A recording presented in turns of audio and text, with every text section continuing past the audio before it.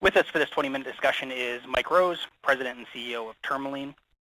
As far as format, I have a handful of questions that I think are interesting in the current environment, but I'll encourage those listening on the webcast to contribute to the dialogue by asking your own questions in the text box on the left-hand side of the screen. With that, I'll turn it over to Mike Rose to briefly speak to the key themes he hopes investors will take away from this panel, and then we'll jump directly into a Q&A type format. Mike, the mic's yours. Okay, thanks. Thanks, Aaron. Thanks to TD, and thanks everyone for dialing in. So I've got a very short little 4-slide presentation.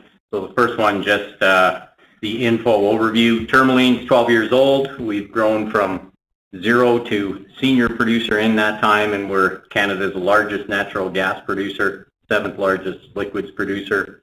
Gotten production to over 300,000 BOEs a day by consuming approximately 8% of our current drilling inventory, and 2P reserves at year-end 19 of 2.6 billion BOEs by booking approximately 15% of our drilling inventory. So you could argue we're really just getting going. After those first 12 years, we've built and defined 3 very large operated core complexes.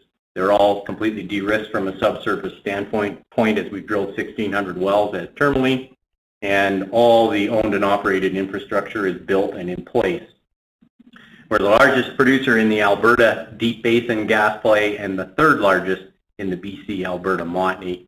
And we expect over the next 3 to 5 years to migrate being the largest Montney producer in Canada as well from projects that we already have in inventory. We view those as Canada's 2 best and most competitive gas plays on a North America scale. And as the largest gas producer in the country, that's exactly where we want to be. We migrated to the lower growth free cash flow generation model in the second half of 2018 in response to lower commodity prices at the time.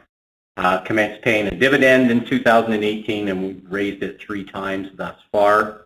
Kept our balance sheet through the life of the company in a very strong position. Debt to cash flow has averaged approximately 1.5 times over the past decade. And during the most recent crises in Q2 of this year, Tourmaline stood out as one of the strongest financially. Absolutely no debt issues, ample liquidity, and we're able to fund our maintenance capital EP program and our dividend from cash flow at strip. On the next page, just an overview of the large cap gas producers in North America. As mentioned, we're Canada's largest. We're 6th largest on a North America scale, and we plan to move up that list. We have the best capital efficiencies of the North American large gas caps. Tourmaline's evolved, we think, one of the most sophisticated natural gas marketing and transportation strategies over the past 6 years. We sell gas at 6 NYMEX-based hubs, as well as the 2 Canadian hubs, AECO and Station 2. And our long-term lower-cost transportation deals allow us to compete head-to-head against our U.S. gas peers in their markets with our lower-cost Western Canadian gas supplies. Moving to page 4, as mentioned, we are, although we're 80% gas, 20% liquid by production mix, we're actually a large liquid producer, 7th largest by our calculation, and 2nd or 3rd largest condensate and NGL producer. And we're evolving a similar sophisticated liquid marketing and transportation strategy to match what we have on the gas side. And of course, our goal is to maximize returns from all of our hydrocarbon streams. And the last page, just our 5-year plan. And really, Tourmaline has 2 well-defined components to the business growth strategy. We have our organic EP growth plan as captured on this slide. Our 5-year plan provides modest 5% per annum growth, generates significant free cash flow each year, over $1.5 billion over the 5 years at strip, and that free cash flow will be utilized for dividend increases, debt reduction, and tactical share buybacks. Second element of the business strategy is our Topaz vehicle, which we created in Q4 of 19. It provides the platform for Tourmaline to pursue acquisitions during what we see as this generational opportunity in the Canadian oil and gas sector. It's actually even more compelling, that opportunity, than when we set Topaz up with what's happened. And it's more compelling than when we began Tourmaline during the last financial crisis in 08-09. Looking at the 5-year plan in 2020 specifically, as mentioned, we're on a maintenance capital budget of $800 million. That'll generate full-year production of approximately 308,000 BOEs a day, approximately 5% for growth year over year, 20 versus 19. At strip, our cash flow this year is just over $1 billion, and it's enough to fund the EP maintenance program, to fund the dividend, and a little free cash flow left over to continue to reduce debt. And we'll have the opportunity to potentially increase the dividend. The budget is nicely balanced. We spent about $400 million in the first half of 2020, leaving $400 million for the second half of 2020, and that will allow for strong growth momentum through Q4, through 2020 exit, and sets us up for a very strong 2021 as far as production growth and in particular free cash flow growth. And Aaron, that's all I was going to say for the intro remarks. So Jamie, Brian, and I are good for the Q&A piece. Perfect. I'll start out with a macro question because you're the first large gas producer to present in our conference. And I know this is a big question, but could you walk us through how you see the macro landscape for Canadian gas over both the near term and the long term, and how you're positioning your marketing portfolio to take advantage of that? Sure. Starting on the Canadian side, in the short term, of course, we've had lower for longer gas prices on our side of the border, so that supply-demand rebalance has been going on a little bit longer. Our receipts, or the NGTL receipts, hit a peak of 12.5 Bs a day in November. We're running about 11.5 to 11.6 BCF a day right now. That's very constructive. We see exit 2020 just based on the fact we're only running somewhere between 8 and 11 gas rigs currently to maintain an overall Western Canadian supply of 15.5 Bs a day. It's not going to do it, and so we see supply diminishing to somewhere in the 11 to 11.2 BCF a day range. Don't see any kind of DUC inventory in the short term coming out of breakup to replace production either.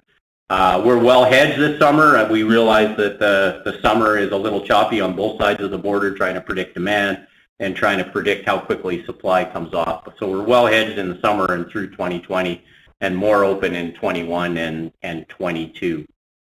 In the longer term for Canadian gas, the NGTL build-out that's taken a long time and has led to volatile summer prices until we put the TSP in for this year, will be completed by 2022, and that'll take our basin from 15.5 Bs a day today to about 18.5, and then LNG Canada kicks in 2025, and that'll take us up to 23 Bs a day, arguably, if it's at the full 4 BCF a day, 4 train capacity. That's a 50% increase in egress and or intra-basin demand in a relatively short time frame. So we see that as very constructive for Canadian gas. On the U.S. side of the border, lower 48 supply peaked at 95 Bs a day in November of 19. Supply was rolling over even before COVID took hold, with associated gas shut-ins and declines through the first half of 2020. We're roughly today at 88 Bs a day, so down a full 7 Bs a day. We again see that supply diminishment continuing based on the rig counts, and that's the real driver. And so, we, as do a number of U.S. banks, see, exit 21 U.S. supply at 80 Bs a day. So that's enormously constructive. And in the meantime, Canada will drop another half to 1 B a day at that point. So the result of that supply decline will be natural gas prices really do need to strengthen to keep the market balanced. And so we're seeing gas prices in 21, at or above $3 U.S. Henry Hub price. An important aspect of the decline is that the majority of it's occurring on the western side of the continent. and that's where the most dramatic change in supply-demand fundamentals is taking place. It's where the majority of the associated gas is, be it Permian or Bakken or Niobrara. That's where the decline is. Tourmaline sells 3/4 of its gas on the western side of the continent. That's San Francisco, Malin, Station 2, and AECO. And we see prices much stronger on the western half of the continent. We do believe that Marcellus and Utica will experience a dry gas response. It probably starts late 21 into 22, but we don't think it's going to affect the tightness on the western side of the continent. So we think our kind of long-term marketing and transportation strategy, which has been paying dividends already, is going to be look even better. So that's the start, Aaron. No, perfect. Like I said, it's a big topic. I was curious, when LNG Canada comes on stream, presumably, or if it gets expanded to the full stated nameplate capacity of the entire project, how do you see that getting filled, and what role do you see Tourmaline having in supplying gas to a West Coast LNG project? Well, we think other than Petronas, all the existing participants in the LNG Canada consortium over 30 years don't have enough gas to even supply the 2 B a day project, and pipelines being constructed to handle 4 Bs. They haven't FID'd on trains 3 and 4 yet, but we think logically the project metrics just look so much better if it's at 4 Bs a day. So, we think there is a role for Tourmaline to play. It's a logical extension to our ongoing diversification on our gas supply and sales business. We're not close yet, but we think we're the logical choice, or one of the logical choices, given our size, our low cost nature. We're investment grade, and so we fully expect, and if we get the pricing mechanism that we like, then we would sign up a supply deal at some point in the next 2 to 3 years. Thanks. Now, this is maybe a related question, maybe it's not, but you've been tucking in assets in the past year with Pony Lands, Chinook, and Polar Star. What's the long-term strategy behind this? And I guess the secondary question is there a point where you simply have too much undeveloped resource in the portfolio? Well, the long-term strategy right now is, we are the largest gas producer in Canada. We like the supply-demand rebalancing that's going on. We don't want to get in the way of that, so we'd rather not grow basin supply at this point, even though, as we are the low-cost capital executor, we should be the first to grow supply. We want to keep supply the same and just get a larger slice of it. So that was one of the rationales behind creating Topaz in the first place, to provide the capital to participate in what we see as a generational M&A opportunity out there. We'll only look at assets or small companies within our 3 core complexes. Put it in context, when we were establishing our initial Deep Basin and Montney positions in 2008-09, when we started Tourmaline, acquiring those from the majors and super majors, production acquisition metrics were in that 30 to 40,000 of flowing BOE range. Now they're 10,000 or less, so it's actually an even better opportunity. Polar Star and Chinook together, we acquired that for approximately 6,000 of flowing BOE. We acquired the 2P reserves for 30 cents a BOE, over 200 locations. And it's not just resource. I mean, we have a plan in place. It's outside the 5-year plan that we'll build a Gundy-style deep cut to service those 2 assets. So that's 200 million a day and 15,000 barrels a day of liquids with it.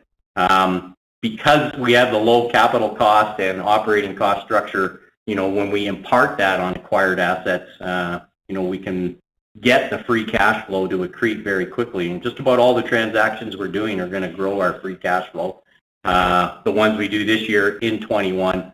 And so over the next couple of years, we see a real nice free cash flow boost. So it's really not just inventory. For example, on Polar Star Chinook, we brought the operating cost down 40% already since acquiring them, and we just closed Chinook in April.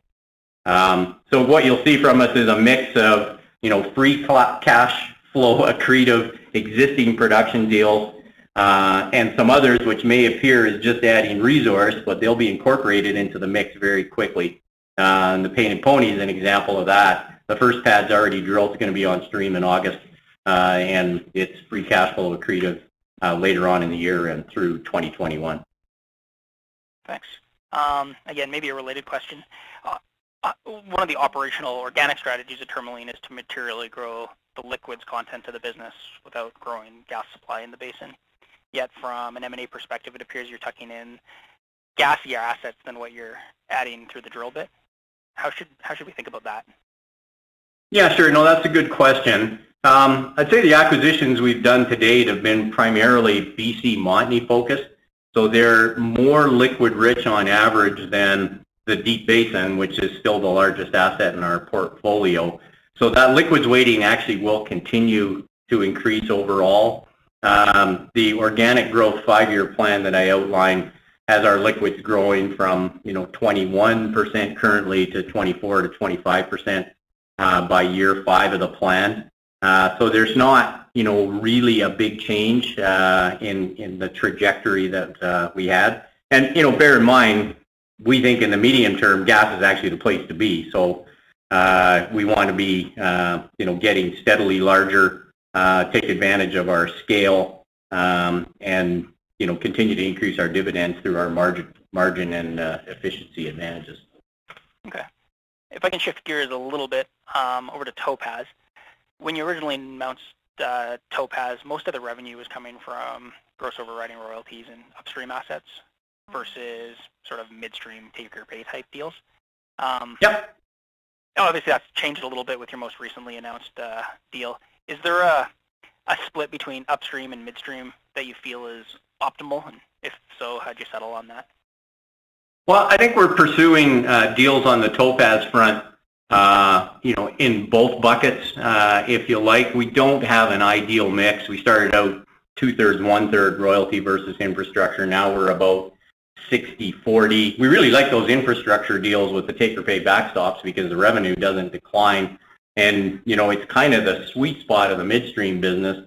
You get the revenue, and if you're non-op, like the 3 plants we have so far, you get the revenue without the costs and the headaches and the hassles. So they're, a really nice complement to the royalty piece of the business. And there's a large number of opportunities sort of in both business segments as we see right now. So the key is actually being selective and doing the absolute best deals that we can.